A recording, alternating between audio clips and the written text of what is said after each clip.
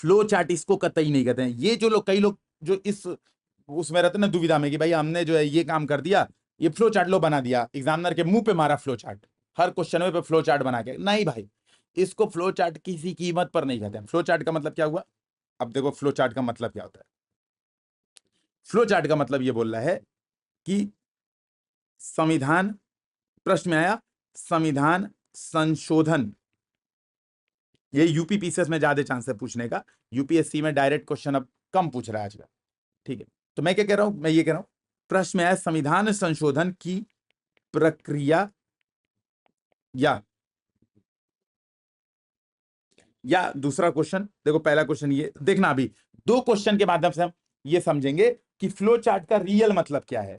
Bank की मौद्रिक नीति प्रसार से आप क्या समझते हैं? क्या भारत में यह प्रभावी है? क्या आप मानते हैं भारत में? अच्छा, जब मैं कह रहा हूं डे वन आंसर राइटिंग का है, तो मैं ये नहीं कह रहा हूं कि डे वन आपकी तैयारी का है, क्योंकि आंसर राइटिंग कभी भी तैयारी के डे वन पे नहीं होनी चाहिए। एटलीस्ट एनसीईआरटी कंप्लीट करने के बाद आंसर राइटिंग होनी चाहिए। तो ये तो कतई बड़ा क्लियर मैं बता दे रहा हूं। डे वन का मतलब मैं ये मान के चल रहा हूं, आपके आंसर राइटिंग का डे वन का मतलब ये है आपने चीजें पढ़ रखी है। मैं मौद्रिक नीति आपको नहीं पता है तो भाई फिर ये वीडियो नहीं समझ में आएगा, तब मत देखो, ठीक है। पहले की बात तो मैं कह रहा हूं केंद्रीय बैंक की मौद्रिक नीति प्रसार से आप क्या समझते हैं। तीसरा क्वेश्चन, 3-4 क्वेश्चन के माध्यम से आपको समझ आता है। देखो फ्लो चार्ट क्या होता है, इसको समझो, थोड़ा डील करो इस बात, ठीक है। तीसरा क्वेश्चन है मनी लॉन्ड्रिंग। मनी लॉन्ड्रिंग किस प्रकार देश की आंतरिक सुरक्षा से जुड़ी चुनौतियां उत्पन्न करता है। 3 क्वेश्चन मैं दे रहा हूं ताकि आप लोग इस बात को समझ पाएंगे। इसका सभी लोग नोट्स बनाओ। देखो यार, मेरे साथ साथ लिखो, ठीक है। कोचिंग में मैं गारंटी दे रहा हूं यार, मतलब मैं लिटरली जब मैं कोचिंग पढ़ाता था, मैं यही बात बार बार बोलता था, और मेरा तो मतलब बहुत एक्सपीरियंस रहा इस मामले में। मैं बार बार इस बात को बोलता था कोचिंग पढ़ाते समय, आप लाखों रुपए खर्चा कर लोगे, आपको आंसर राइटिंग कोई नहीं सिखाएगा। लाखों रुपए खर्चा कर लो, कंटेंट सिखा देगा भरपूर, पूरा पीएचडी करवा देगा। क्यों? सेलेक्टेड कोचिंग पढ़ाएगा नहीं। हो सकता है पढ़ाए भी तो कई बार हो सकता है कि पढ़ाने न आए, है ना। हो सकता है कि सेलेक्टेड इस बात पे बहुत ज्यादा जोर ना मारता हो, आंसर राइटिंग कैसे सिखानी है, वो कंटेंट पे बहुत ज्यादा जोर दे रहा हो। तो ये चीजें ना बहुत मुश्किल है संविधान संशोधन की प्रक्रिया का जब वर्णन करना है, ठीक है। संविधान संशोधन की प्रक्रिया, अब देखो ऐसे में फ्लो चार्ट क्या होता है, ठीक है। 2 प्रकार के संशोधन, साधारण बहुमत और विशेष बहुमत। विशेष बहुमत प्लस, या फिर हम इसको ऐसे लिख सकते हैं, देखो अब देखो फ्लो चार्ट किसको कहते हैं। फ्लो चार्ट का मतलब है प्रश्न की डिमांड को, ठीक है। नहीं, कोई क्वेश्चन आधा नहीं लिखा हूं, अच्छा ये ठीक ठीक। क्या आप मानते हैं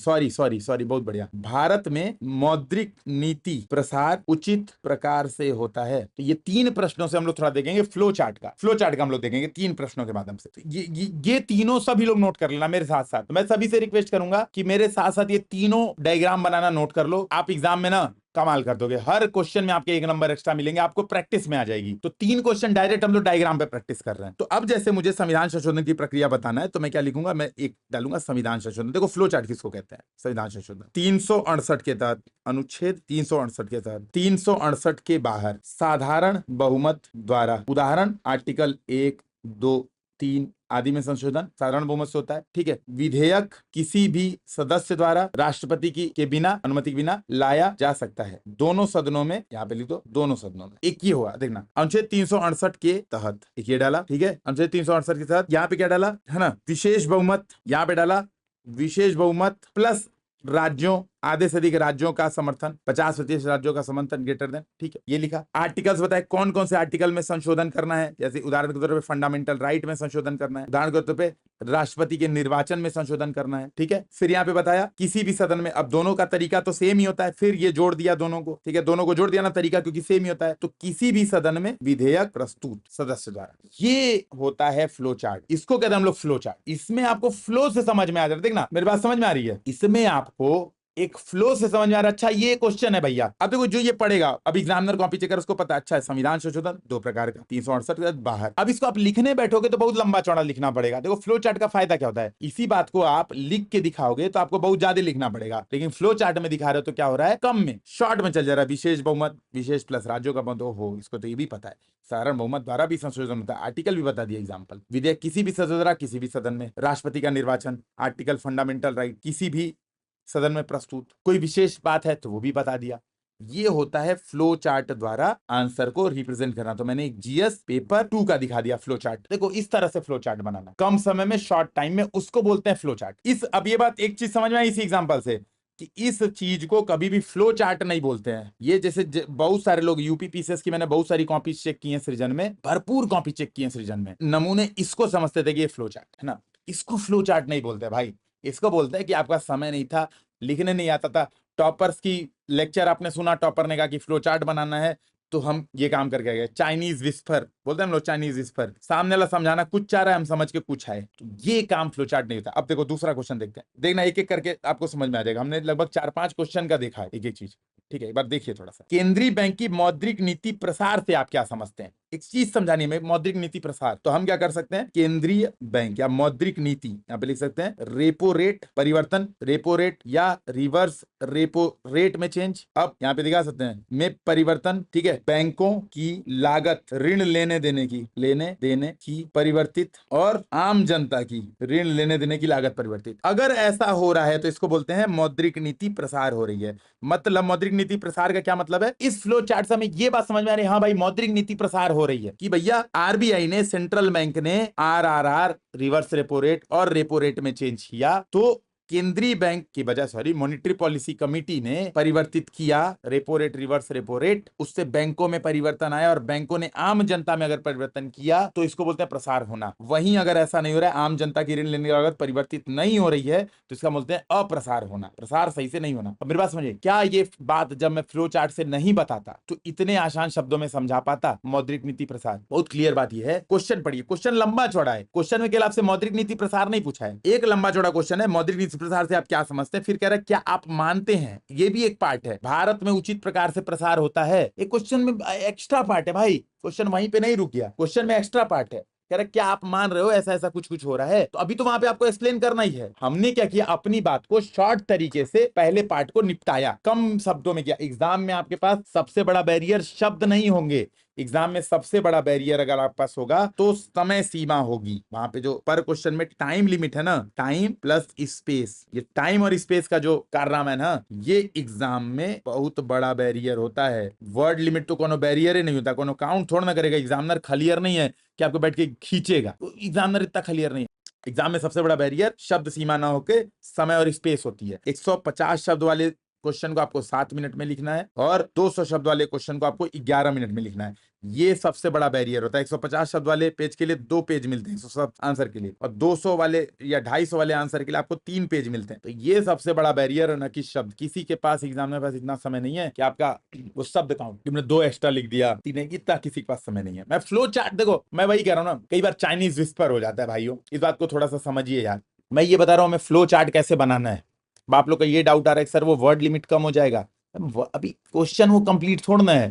संविधान संशोधन की प्रक्रिया का वर्णन, क्वेश्चन आ सकता है आगे और बढ़ा के पूछ सकता है, क्या भारत में या क्या भारतीय संविधान संशोधन की प्रक्रिया में कुछ परिवर्तन आए हैं, ऐसा कुछ पूछ सकता है। कुछ अलग तरीके से क्वेश्चन में एड ऑन कर सकता है।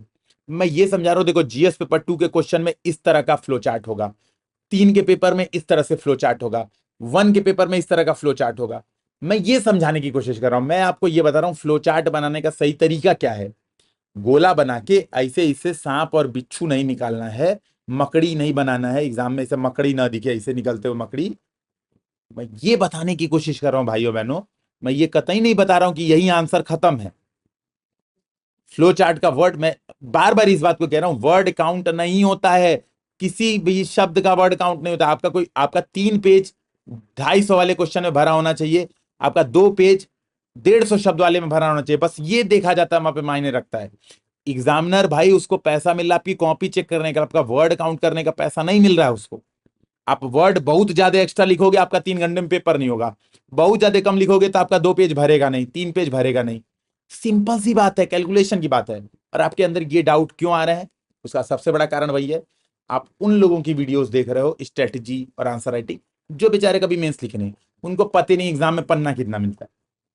वो 1 घंटा खूब सारे फैक्ट्स आपको बता रहे हैं क्वेश्चन में, इतनी डीपली घुस के एनालिसिस कर दे रहे हैं एक ही क्वेश्चन की कि वो 800 वर्ड्स के आपको ऐसे लिखवा दे रहे हैं। उनको पता नहीं है बेचारों को, एग्जाम में तो 250 ही लिखना है, वो 250 की प्रैक्टिस कभी किया नहीं। वो बेचारा क्या जाने, उसको ये पता है कि एक क्वेश्चन है, जैसे ये भारत का विकास वाला या कोई भी, मैंने तो क्वेश्चन आपके सामने बनाया है यार आप लोग को समझाने के लिए, ठीक है। मैंने तो आपका क्वेश्चन बनाया है सामने बैठ के, वो क्या करेंगे, क्वेश्चन सामने लिखा रहेगा। अब जो नॉर्मल टीचर हैं जो आपको यूट्यूब पे पढ़ाते हैं, जो बार बार जिनको कह रहा हूं, वो क्या करेंगे, इस क्वेश्चन से बाहर का क्वेश्चन वो डिस्कशन कर दें, करेंगे ही नहीं। हाँ, एग्जामिनर पढ़ेगा, आपको पढ़वाना पड़ता है अपनी बात करके। तो मैं ये बात कर रहा हूं, वो आपको इसके बारे में वो भाई रट रट के वो रिसर्च पेपर करके इस पे ले आएगा कि विकास की दिशा में भौगोलिक कार्य, गूगल सर्च करके 40 पॉइंट ले आएगा, आपके सामने 40 पॉइंट लिख देगा और आप खुश हो जाओगे, अरे भाई क्या एनालिसिस किया, कमाल है सर। मैं तो मतलब एकदम सर प्रसन्न हो गया, दिल चीर के आपका नाम लिखवा देता है ना, मैं इतना प्रसन्न हूं। अरे प्रभु देवता, ये बात समझनी पड़ेगी कि क्वेश्चन पे मैं डिस्कशन नहीं कर रहा हूं, मैं आपको फ्लो चार्ट बनाना सिखा रहा हूं। इस पेपर में ये सिखा रहा हूं, देखो भाई फ्लो चार्ट ये होता है, इसको कहता है फ्लो चार्ट। इस बात को हम कहते हैं, हाँ फ्लो चार्ट का मतलब ये है। और आप वहां पे डिस्कशन करो, सर उसका वर्ड काउंट होगा क्या, सर पन्ना नहीं भरेगा क्या, अरे ये है ही नहीं मैटर। मैटर ये सही तरीके से फ्लो चार्ट कैसे बनाना है, मैं वो बात डिस्कशन कर रहा हूं। इस बात पे फोकस करो, आपसे इसके बाहर का वो डिस्कशन ही नहीं कोई करेगा। मैंने नया क्वेश्चन 3 तो यहां आपके सामने बनाया कि भैया तुम देखो, ठीक है, नया क्वेश्चन आपके सामने बनाया है कि तुम देखो, इसको ये कहते हैं, ये वाली चीजें इस तरीके से होती हैं। नया क्वेश्चन आपके सामने ड्रॉ किया। तो मौद्रिक नीति प्रसार, हमने एक बात इसको भी समझा। तो पेपर 3 में अगर इकोनॉमिक्स पे क्वेश्चन आता है तो हम इस तरह से फ्लो चार्ट बना सकते हैं। एग्जाम्पल ऑफ फ्लो चार्ट है, इन 3 एग्जाम्पल्स को नोट करिए। तो सभी से रिक्वेस्ट करूंगा, ठीक है, सभी से रिक्वेस्ट करूंगा, इन 3 एग्जाम्पल्स को नोट करिए, अपने अपने रूम में इसको चिपकाइए, लिखिए इस बात को अपनी कॉपीज में, अपने नोट्स में इस बात को लिखिए, भाई इसको फ्लो चार्ट नहीं कहते हैं, इसको कतई नहीं कहते हैं फ्लो चार्ट। फ्लो चार्ट का मतलब होता है ये 3 एग्जाम्पल नीचे लिख के दिखाइए, लिखिए अपनी कॉपी में। इसको मैप बनाना नहीं कहते हैं, मैप का मतलब होता है ये, इसको कहते हैं मैप बनाना। तो जब अपनी कॉपी में लिखेंगे तब आपके बाद ये बार बार दिमाग में गूंजेगी